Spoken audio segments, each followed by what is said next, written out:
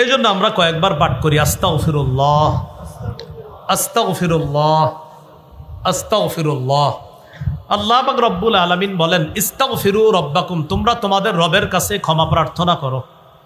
ইন্নাহু কানা গফফারা, ইস্তেগফার পাঠ করার এক নাম্বার উপকারিতা, তিনি তোমাদেরকে ক্ষমা করে দিবেন। 2 নাম্বার, ইউরসিলিস সামা আলাইকুম মিদরারা, আসমান থেকে মুষলধারে বৃষ্টির ন্যায় রহমত নাজিল করবেন। 3 নাম্বার, ওয়ায়ুমদিদকুম বিআমওয়াল, তোমাদেরকে সম্পদ দিয়ে সাহায্য করবেন।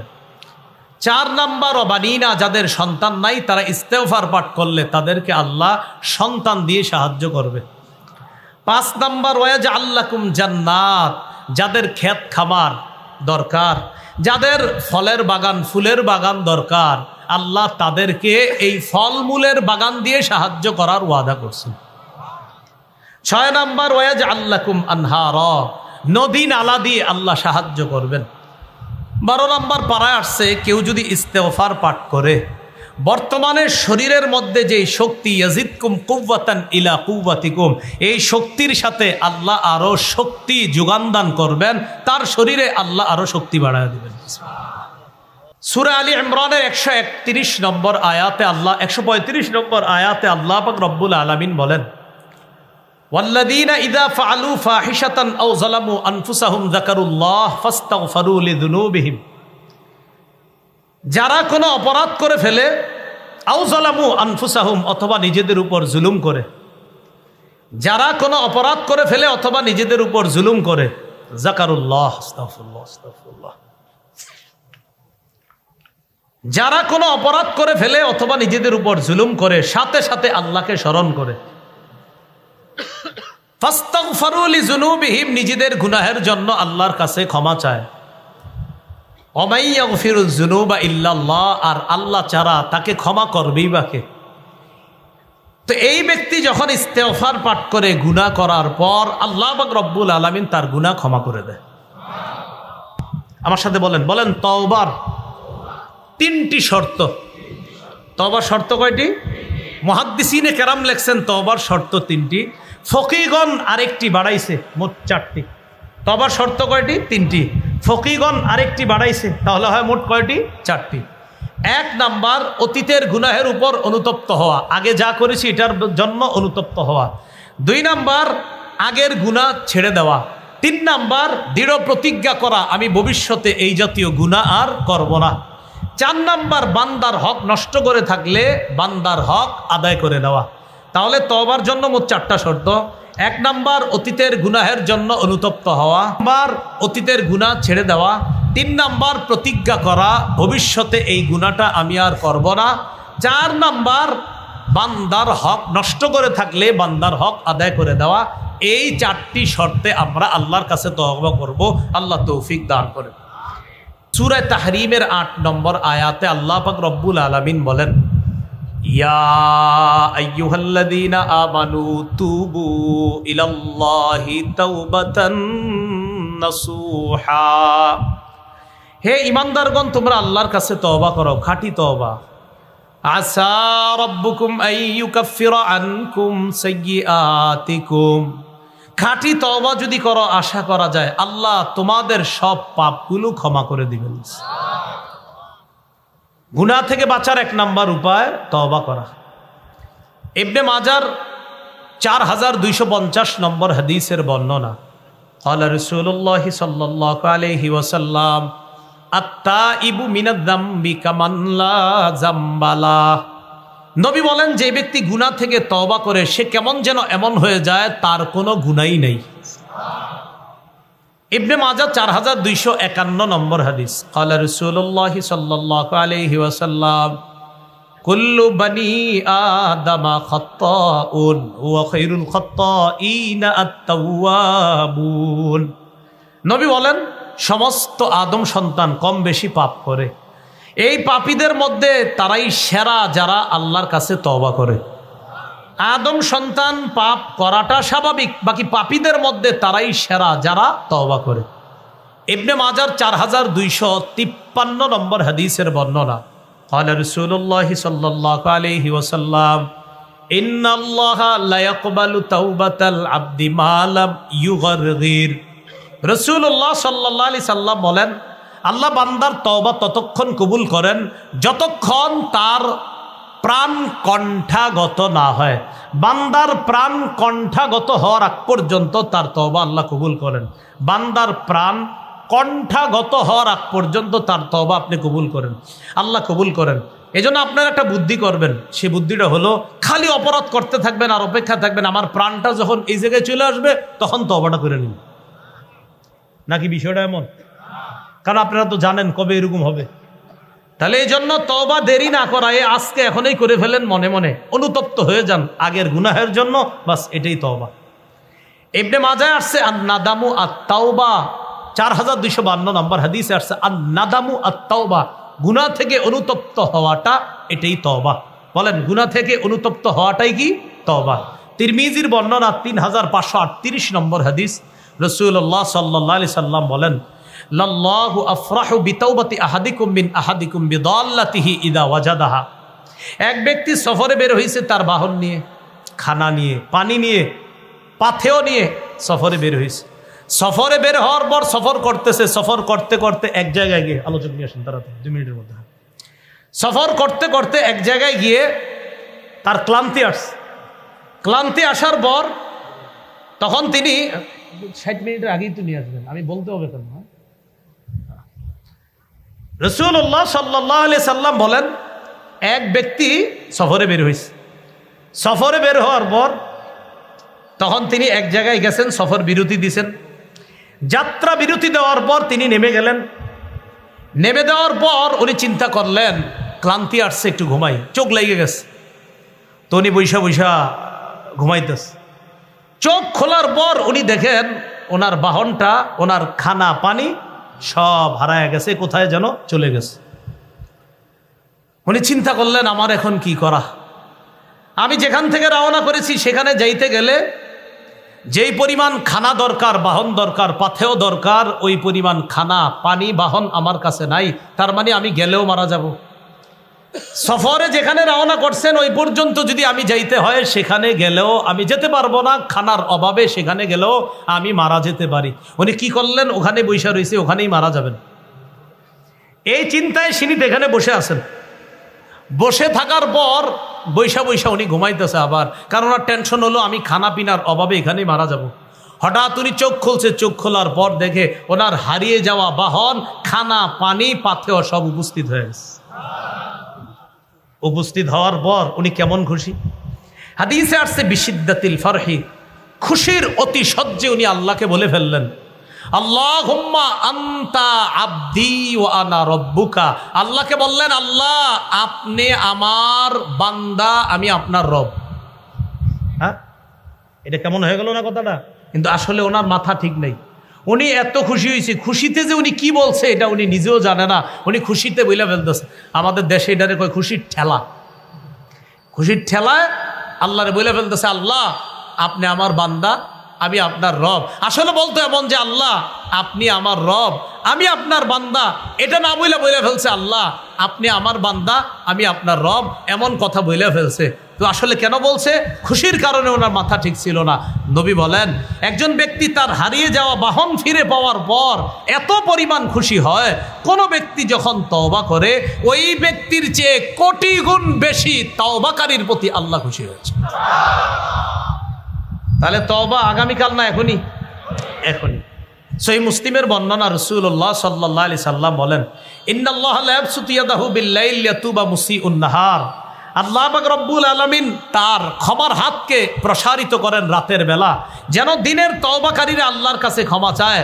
ওয়া ইয়াবসুতু ইয়াদাহু বিন-নাহার লিয়াতুবা মুসিউল লাইল, দিনের বেলা ক্ষমার হাত প্রসারিত করে রাখেন যেন রাতের অপরাধীরা আল্লাহর কাছে ক্ষমা চায়। প্রিয় ভাইয়ারা, আজকে এখন রাতের মধ্যে আছি আমরা, দিনে অনেক অপরাধ করছি, আজকে আল্লাহর কাছে ক্ষমা চেয়ে নিব ইনশাআল্লাহ।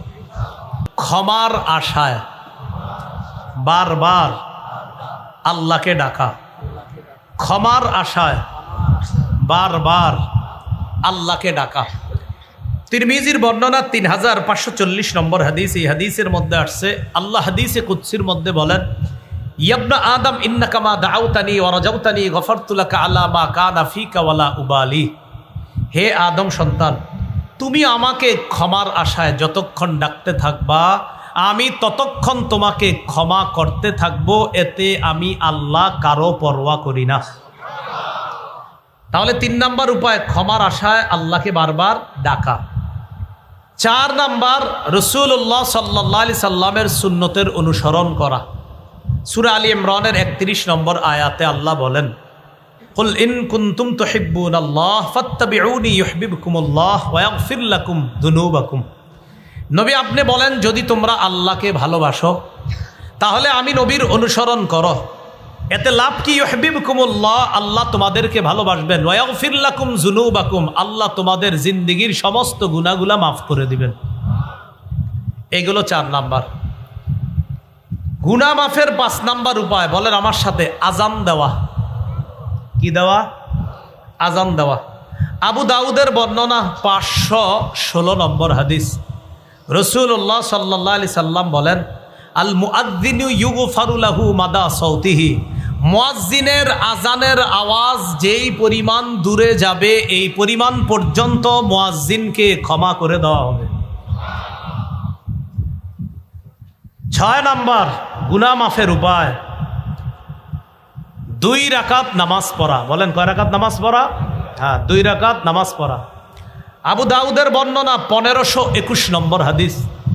এই হাদিসে আসছে রাসূলুল্লাহ সাল্লাল্লাহু আলাইহি সাল্লাম বলেন, মা মিন আবদিন ইউজনিবু যামবান, কোন ব্যক্তি যদি গুনাহ করে ফায়ুহসিনুত তাহুরা, গুনাহ করার পর ভালোভাবে পবিত্রতা অর্জন করে, ফায়াকুমু ফায়ুসাল্লি রাকাতাইন, দাঁড়িয়ে 2 রাকাত সালাত আদায় করে, ইল্লা গফারাল্লাহু যামবা, সালাত আদায় করতে দেরি আল্লাহ তাকে ক্ষমা করতে দেরি হবে না।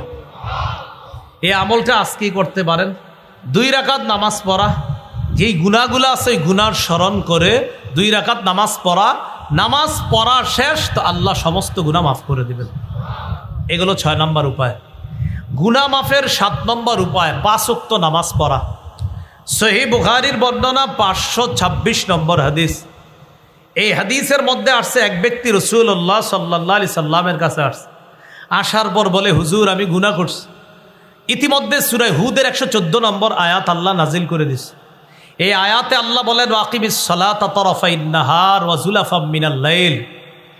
আল্লাহ বলেন আকিমিস সালাহ, আপনি নামাজ কায়েম করেন, তারাফাইন নাহার, দিনের 2 প্রান্তে, ওয়া যুলাফাম মিনাল লাইল, এবং রাতের কিছু অংশে। এর দ্বারা উদ্দেশ্য দিনের 2 প্রান্তে আর রাতের কিছু অংশে, মানে 5 ওয়াক্ত নামাজ। ইন্নাল হাসানাত ইউযহিবনাস সাইয়্যাত, নিশ্চয়ই পুণ্য পাপ সমূহকে মিটায়া দেয়, পাপ সমূহকে দূর করে দেয়। এই আয়াত নাজিল হওয়ার পর ওই সাহাবীকে আল্লাহ বললেন, 5 ওয়াক্ত নামাজ যদি পড়ো, তুমি যেই পাপের কথা আমার কাছে বলছো আল্লাহ তোমার এই পাপ ক্ষমা করে দিবেন। ওই ব্যক্তি বললেন, আলী হাদা ইয়া রাসূলুল্লাহ, হুজুর এটা কি শুধু আমার বৈশিষ্ট্য? নবী বললেন, বাল্লি কুল্লি উম্মতি, বাল্লি জামিই উম্মতি কুল্লিহিম, আমার সমস্ত উম্মত যদি 5 ওয়াক্ত সালাত আদায় করে আল্লাহ তাদেরকে মাফ করে দিবেন। গুনাহ মাফের 8 নাম্বার উপায়, জামাতের সাথে নামাজ পড়া। 5, 6, 7, 8 মনে রাখবেন। 5 নাম্বার আজান দেওয়া, 6 নাম্বার 2 রাকাত নামাজ পড়া, 7 নাম্বার 5 ওয়াক্ত ফরজ নামাজ পড়া, 8 নাম্বার জামাতের সাথে নামাজ আদায় করা। এক ব্যক্তি নবীজির কাছে আসছে, আসার পর, এটা মুসলিম শরীফের বর্ণনা, সহিহ মুসলিমের বর্ণনা, নবীর কাছে আসছে, আসার পর নবীজিকে বললেন, আসবতু হাদ্দান ফাকিমহু আলাইয়া, হুজুর আমি এমন অপরাধ করছি যে অপরাধের শাস্তিটা হদ, এই হদ আমার উপরে আপনি প্রয়োগ করেন। ইতিমধ্যে জামাতের সময় হয়ে গেছে। রাসূলুল্লাহ সাল্লাল্লাহু আলাইহি সাল্লাম জামাতে দাঁড়ালেন। জামাতে দাঁড়ানোর পর ওই ব্যক্তি নবীর সাথে জামাতে নামাজ আদায় করছে। জামাতে নামাজ আদায় করার পর, নামাজের পর ওই ব্যক্তি আল্লাহ রাসূল সাল্লাল্লাহু আলাইহি সাল্লামকে বলতেছেন, হুজুর আমি যে অপরাধটা করলাম এই ব্যাপারে কোনো সমাধান দিলেন না। নবীজি সাল্লাল্লাহু আলাইহি সাল্লাম বললেন, হাদারতাস সালাতা মা'ানা, তুমি কি আমাদের সাথে জামাতে নামাজে অংশগ্রহণ করেছো? তিনি জবাব দিলেন, হ্যাঁ। আল্লাহ রাসূল বললেন, গুফিরা লাকা, তোমাকে ক্ষমা করে দেওয়া হয়েছে। তাহলে জামাতে নামাজ পড়লে গুনাহ মাফ। 9 নাম্বার গুনাহ মাফের উপায়, পাপ হয়ে গেলে সাথে সাথে একটা ভালো কাজ করা। তিরমিজির বর্ণনা 1987 নম্বর হাদিস, 1927। আবু যর গিফারি রাদিয়াল্লাহু তাআলা আনহুকে আল্লাহ রাসূল সাল্লাল্লাহু আলাইহি সাল্লাম বলেন, আবু যর, ইত্তাকিল্লাহা হাইসুমা কুনতা, তুমি যেখানেই থাকো আল্লাহকে ভয় করো। ওয়া আতবিইস সাইয়্যাতাল হাসানাতা তামহুহা, গুনাহ হয়ে গেলে সাথে সাথে একটা ভালো কাজ করবা, তোমার এই ভালো কাজটা পাপকে মিটিয়ে দিবে, পাপকে মোচন করে দিবে। এই হলো 9 নাম্বার। 10 নাম্বার উপায়, আল্লাহর জিকিরের মজলিসে বসা। এখন আমরা যে মজলিসে আছি এটা জিকিরের মজলিস, এই মজলিসে বসলে গুনাহ মাফ। সহিহ বুখারীর 6408 নম্বর হাদিস। এই হাদিসে আছে ইন্না লিল্লাহি মালাইকাতান ইয়াতুফুনা ফিত তুরুকি ইয়ালতামিসুনা আহলা যিকর, আল্লাহর কিছু মনোনীত ফেরেশতা আছে, এই ফেরেশতারা দুনিয়ার বিভিন্ন অলিতে গলিতে ঘুরতে থাকে, আল্লাহর জিকিরকারী বান্দা যারা তাদেরকে তালাশ করতে থাকে।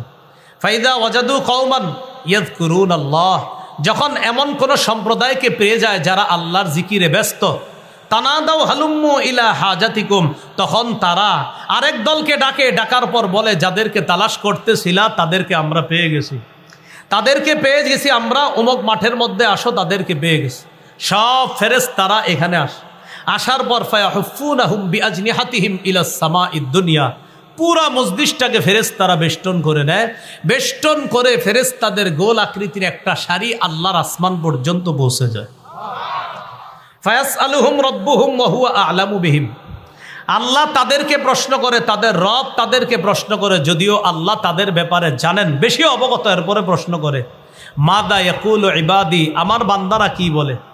ফেরেশতারা জবাব দেয় ইউসাব্বিহুনাকা ওয়া ইউকাব্বিরুনাকা ওয়া ইউমাজ্জিদুনাকা ওয়া ইয়াহমাদুনাক, তারা আপনার তাসবিহ পাঠ করে, তারা আপনার বরত্ব বর্ণনা করে, তারা আপনার প্রশংসা পাঠ করে। এই কথা বলার পর ফেরেশতাদেরকে আল্লাহ বলে হাল রাউনি, তারা কে আমাকে দেখেছে? ফেরেশতারা বলে না আল্লাহ, তারা আপনাকে দেখে নাই। আল্লাহ বলেন কাইফা লাউ রাউনি, যদি দেখতো কি করতো? ফেরেশতারা বলে আল্লাহ, তারা যদি দেখতো কানু আশাদ্দা লাকা ইবাদা ওয়া আকসারা লাকা তামজিদান ওয়া তাহমিদান, তারা আপনাকে দেখলে আরো বেশি বেশি তাসবিহ পাঠ করতো, আরো বেশি বেশি আপনার বরত্ব বর্ণনা করতো। ফেরেশতারা আল্লাহ পাক রব্বুল আলামিন ফেরেশতাদেরকে বলে মাদা ইয়াসআলুনানি, তারা আমার কাছে কি চায়? ফেরেশতারা জবাব দেয় ইয়াসআলুনাকাল জান্নাহ ওয়া ইয়াতাআওয়াযুনা বিকা মিনান নার, তারা আপনার কাছে জান্নাত চায়, জাহান্নাম থেকে বাঁচতে চায়। আল্লাহ বলেন হাল রাআউহা, জান্নাত জাহান্নাম দেখছ? ফেরেশতারা বলে না মাবুদ, জান্নাত জাহান্নাম দেখে নাই। তো আল্লাহ বলে কাইফা লাউ রাআউহা, দেখলে কি করতো? ফেরেশতারা জবাব দেয় জান্নাত যদি দেখতো এই নিয়ামত পাওয়ার জন্য আরো বেশি বেশি ইবাদত করত, জাহান্নাম দেখলে জাহান্নামের ভয়াবহতা থেকে বাঁচার জন্য আরো বেশি বেশি আপনার কাছে ক্ষমা প্রার্থনা করত। আল্লাহ শেষের দিকে বলে ফেরেশতারা আমাকে দেখে নাই, বিশ্বাস করেছে, আমার জান্নাত জাহান্নাম দেখে নাই, বিশ্বাস করেছে। ইশহাদু আন্নী ক্বাদ গফারতু লাহুম, তোমরা সাক্ষী থাকো আমি আল্লাহ তাদেরকে মাফ করে দিলাম। এজন্য জিকিরের মজলিসে বসা, এটা হলো 10 নাম্বার। 11 নাম্বার জিকির করা। বলেন গুনাহ মাফের 11 নাম্বার উপায় কি করা? জিকির করা। সহিহ বুখারীর বর্ণনা 6405 নম্বর হাদিস। এই হাদিসে আসছে রাসূলুল্লাহ সাল্লাল্লাহু আলাইহি সাল্লাম বলেন মান ক্বালা ফিল ইয়াউমি মিআতা মাররা সুবহানাল্লাহি ওয়া বিহামদিহি, মান ক্বালা সুবহানাল্লাহি ওয়া বিহামদিহি ফিল ইয়াউমি মিআতা মাররা, কেউ যদি দিনে 100 বার সুবহানাল্লাহি ওয়া বিহামদিহি পড়ে, একদিনে কয়বার? এটা 100 বার। কয়বার পরে? 100 বার কি পরে? সুবহানাল্লাহি ওয়া বিহামদিহি হুত্তাত খাতায়াহ ওয়া ইন কানাত মিসলা জাবাদিল বাহরি, সমুদ্রের ফেনা পরিমাণ গুনাহ যদি হয় তার এই গুনাহ ক্ষমা করে দেওয়া হবে। এই হলো গুনাহ মাফের 11টা কারণ আমরা জানলাম। প্রথম অংশে গুনাহ সম্পর্কে জানলাম আর গুনাহ মাফের উপায় জানলাম। আল্লাহ আমাদের সকলকে যে কথাগুলো জানলাম বললাম আমরা সবাই যেন আমল করতে পারি, আল্লাহ তৌফিক দান করেন। আমিন ওয়া আখিরু দাওয়ানা আলহামদুলিল্লাহি রাব্বিল আলামিন। আসসালামু আলাইকুম ওয়া রাহমাতুল্লাহ।